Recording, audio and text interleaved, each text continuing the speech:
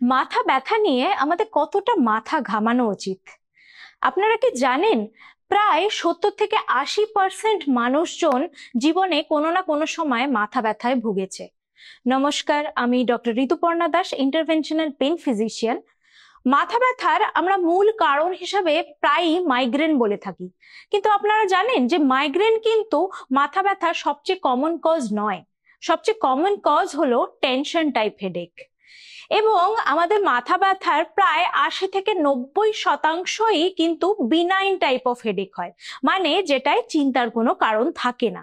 কিন্তু 10% ক্ষেত্রে এই হেডেকটাই কিন্তু চিন্তার কারণ হয়ে দাঁড়াতে পারে। মাথা ব্যথা কি কি কারণে হতে পারে? মাথা ব্যথা বিভিন্ন জিনিসের জন্য হতে পারে, starting from the scalp to meninges to ব্রেনের ব্লাড ভেসেলসের সমস্যা এবং ইত্যাদি।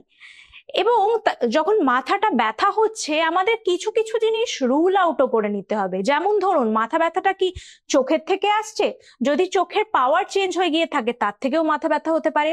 নাকি আমাদের এই এখানে যে সাইনাস থাকে, সাইনোসাইটিসের জন্য ব্যথাটা আসছে?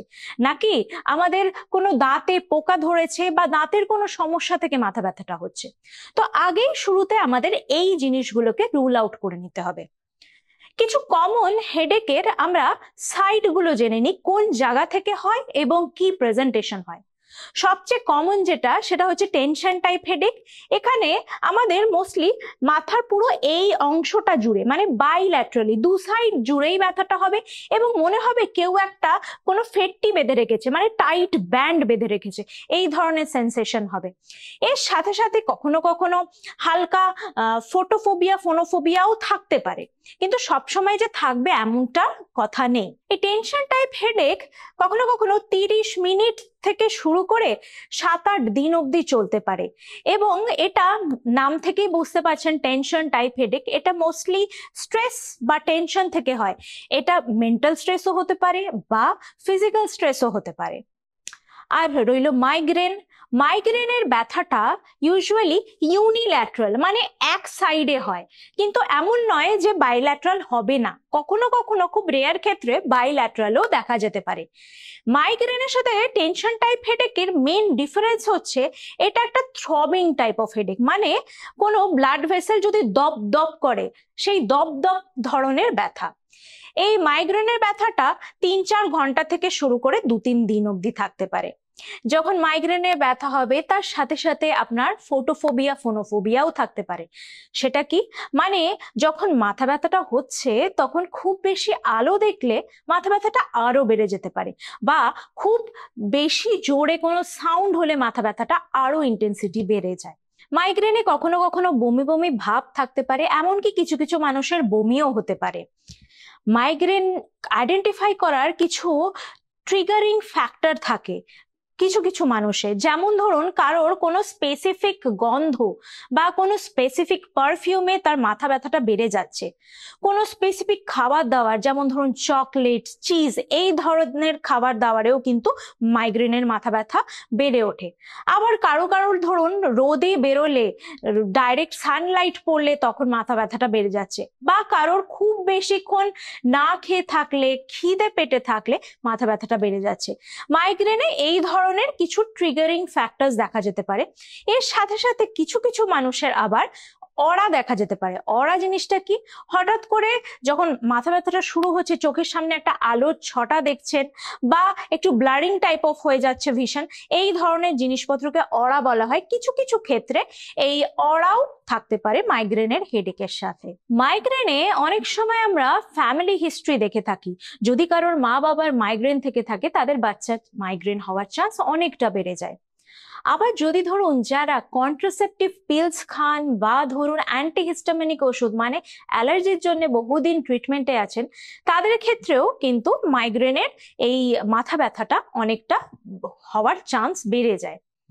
আবার যারা ধরুন অনেক দিন ধরে মাথা ব্যথার ওষুধ খাচ্ছেন, over use of headache medicines এর জন্যও কিন্তু মাথা ব্যথা অনেক সময়ই বেড়ে যায়। নেক্সট ধরনের হেডেক হলো সাইনোসাইটিস। সাইনোসাইটিসের কারণে হেডেক যদি হয়, তাহলে আমাদের এই রকম নাকের দুপাশে এই ধরনের জায়গাতে এবং কপালের এই ধরনের জায়গাতে হেডেক হতে পারে। তো এটার সাথে সাথে অনেক সময় সর্দি কাশিও লেগে থাকতে পারে। নেক্সট ধরনের হেডেক হচ্ছে আমাদের অক্সিপিটাল নিউরালজিয়া, যেটা হচ্ছে আমাদের সাধারণত চোখের সাইড জুড়ে, এই যে অরবাইটাল রিম, এই চোখের সাইড জুড়ে হেডেকটা হতে পারে এবং এই হেডেকটা প্রচন্ড তীব্র হয়। নেক্সট টাইপ অফ হেডেক যেটা বলবো সেটা হচ্ছে সার্ভাইকোজেনিক হেডেক। সার্ভাইকোজেনিক হেডেকে ঘাড়ের আমাদের এই রকম জায়গা থেকে ব্যথাটা শুরু হয় এবং এটা উপর দিকে খানিকটা মানে অক্সিপিট অব্দি যেতে পারে। তো আমি খুব কমন কিছু হেডেকের সাইট আপনাদের বললাম, এছাড়াও অন্য অনেক কারণ হতে পারে মাথা ব্যথার। মাথা ব্যথা কখন ভয়ের কারণ হয়ে দাঁড়ায় বা red flag signs of headache যাকে বলা হয়। তো কোন কোন আমরা জিনিসপত্র দেখলে বুঝবো যে না আমাদেরকে ইমিডিয়েট ডাক্তারবাবুর কাছে যেতে হবে।